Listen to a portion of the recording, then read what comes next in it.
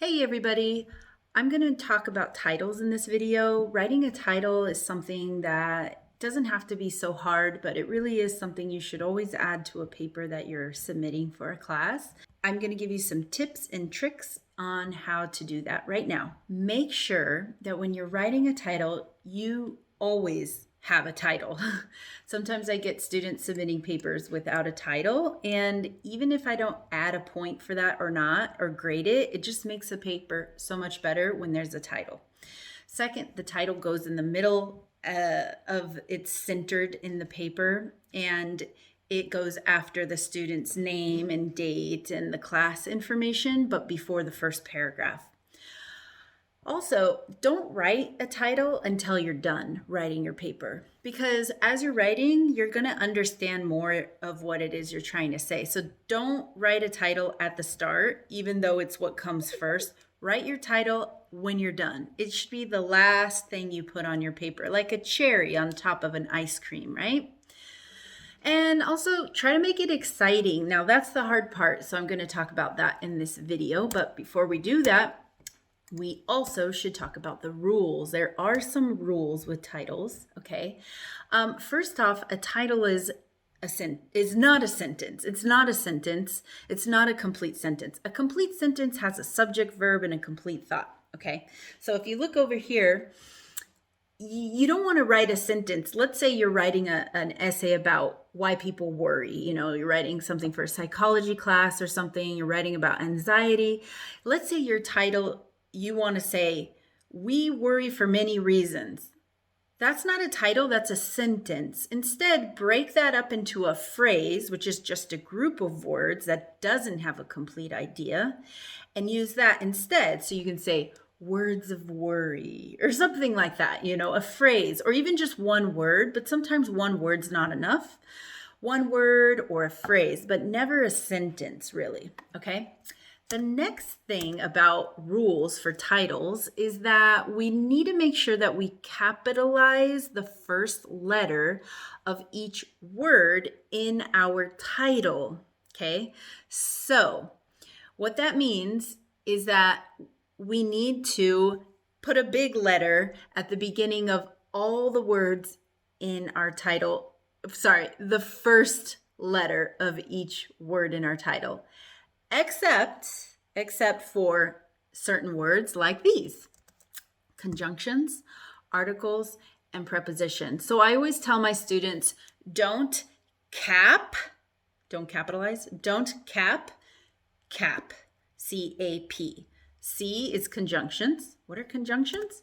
Conjunctions are words like for, and, nor, but, or, yet, so. They're the ones that connect ideas and words together. Don't cap A articles, A, and the. Don't capitalize those. And 3, don't cap prepositions. Prepositions are words that show space, location, time, extra information.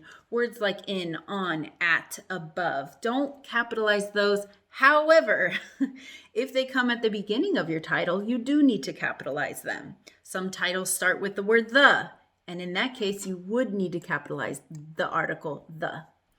All right, now that we're done with all the rules, let's talk about the tricks to make it exciting, to make your titles exciting. Okay, trick number 1 is try to use a popular expression that you've heard out in the world and integrate your topic into that expression somehow. So one example I can use, it says, "Just do it," right? And we're going to write an essay about a very persistent woman, and her name's Dorothy. So let's use that expression, "just do it," and say, "Dorothy just does it." And then we kind of get an idea when we read that title that we're going to be reading about a person named Dorothy who is persistent and hardworking. And we know she's persistent and hardworking because we know the expression "just do it" means, you know, work hard. It's like part of that Nike theme. All right, so popular expressions.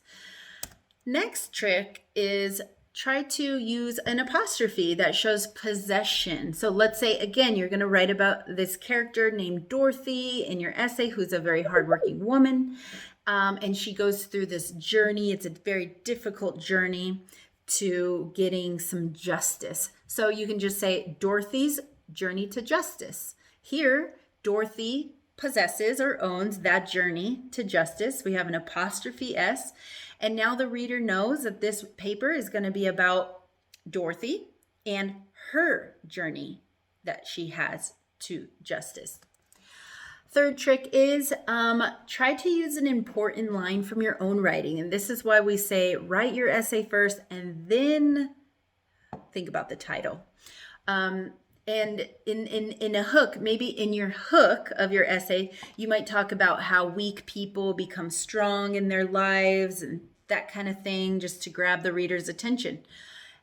So maybe since you like that line, you can use that in your title, and you can just use the phrase and say from weak to strong. That's it. From weak to strong, because in your essay you're going to write about a character from a story you've read who has gone from being weak to strong, for example.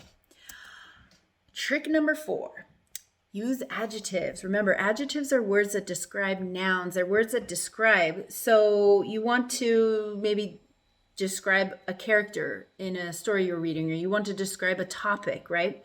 So instead of just writing like a noun or something like persistence, instead you could say persistent and self-confident. Those are adjectives, and they describe a person, okay? But you could use adjectives that describe issues or anything, any noun that you're going to be writing about. An adjective or 2 adjectives, that's a good way to write a title. Number 5, alliteration. Alliteration just means repetition of the same sound at the beginning of a word. So here I wrote resistance and restraint. Now these are nouns, but what alliteration is here is the R sound in resistance and the R sound in restraint. And the reason why I chose these words is because they describe the issue or the topic that I'll be writing about in my essay, but they also use the same letter, the same sound at the beginning of each of them. So I like that. All right, so that's that. Those are 5 tips and tricks that I really hope you are able to use the next time you have to write a paper. And it isn't always so easy, but you can test it out with each time, and the more you practice, the better you'll get. All right, good luck.